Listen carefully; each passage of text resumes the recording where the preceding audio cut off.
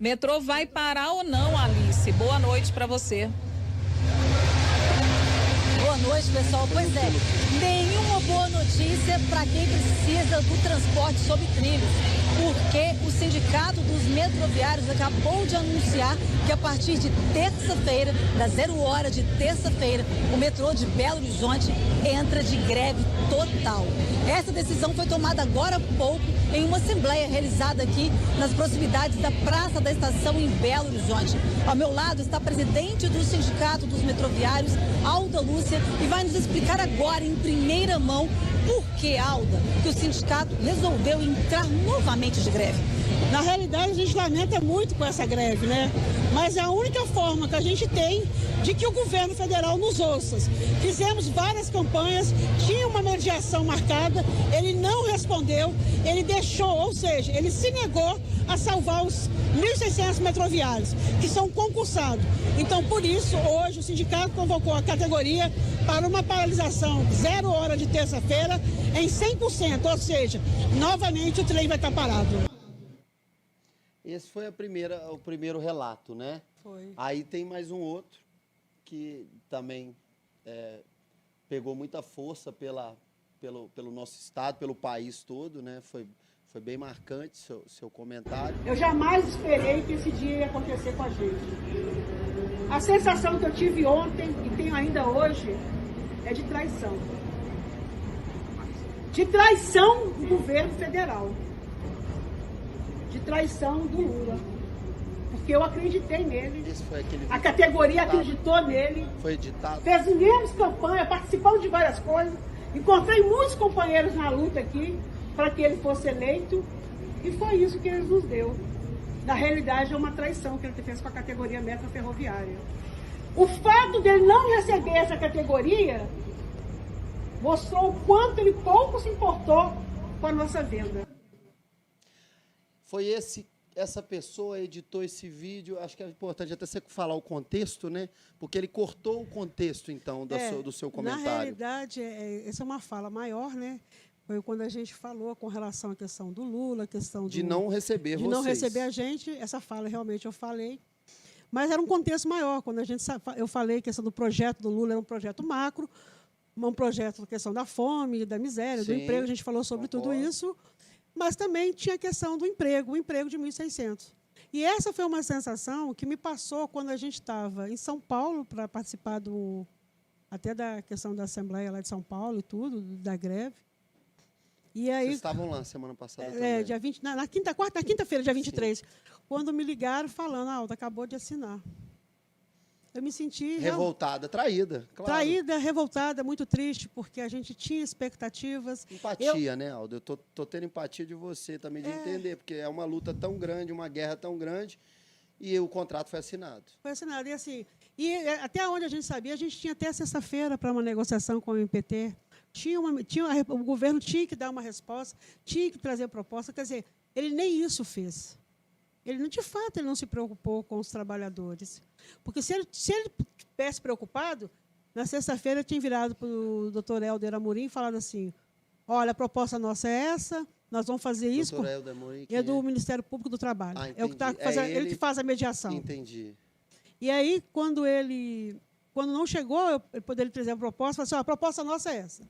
Nós vamos transferir todo mundo para Brasília AC, e Brasília AC, que é a CBTU, que é a Administração Central, o problema é ela que vai resolver. Quando você fala transferir, é pegar, no primeiro momento, não é mandar as pessoas para lá, é sim fazer uma transferência de papel, contrato. Exatamente. Não é isso? Todos vão para aqui, pode ficar aqui. E aí nós vamos resolver para onde vocês vão. Sim. Quem quer ficar na Comporte? Eu quero, ficaria na Comporte. O que não quisesse, teria sua cessão e sua transferência. Mas o governo não fez isso. Porque a intenção, desde o início, no momento quando a gente conversou com o ministro Rui Costa e Márcio Macedo, foi isso. Que eles iriam salvar os empregados.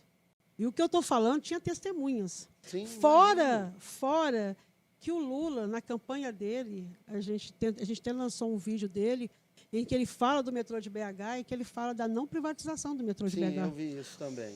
Então, quando você tem a não privatização, o próprio presidente, com quem a gente fala que é contra e tudo mais, aí chega em dezembro, ele não barra o leilão. Ele poderia ter barrado, o governo federal poderia ter barrado. Tinha métodos, Tinha né? métodos. E aí, quando chega em janeiro, ele homologa isso, e quando foi dia 23 de março, ele assina. E aí, eu tinha uma assembleia na sexta-feira, eu estava dentro do viagem, voltando para Belo Horizonte, eu estou assim, não, gente, eu estou arrasada. Deve dar um...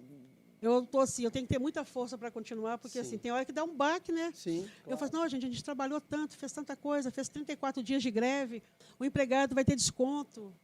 Tudo isso para salvar o seu emprego, para ter uma resposta desse governo, que a gente elegeu, que a gente trabalhou para ele. E, infelizmente, isso não aconteceu. Então, assim, eu tenho um carinho muito grande pelo Lula, porque eu conheço a história dele e admiro. Mas eu esperava mais. Eu vou ser muito sincera. Ainda podemos, ainda, né? Isso ainda tem. Não, com tem certeza, lógico, aí, tem. Né? Desdobramentos, Com certeza. Mas a gente esperava mais. Não é só eu, a categoria esperava isso. Está todo mundo muito triste com Muito ele, triste. então. E aí, eu sei que as informações. Eu estava lá em São Paulo, eu falei, Daniel, vamos embora, porque tem que estar lá.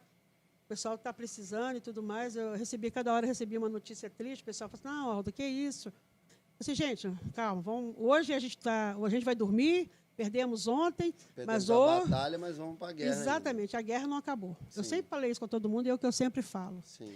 E aí, sim, quando ele soltou esse vídeo, aí quando chegou no sábado, eu acredito que seja um colega que gosta do... É bolsonarista, eu vou falar aqui tranquilamente. Sem problema.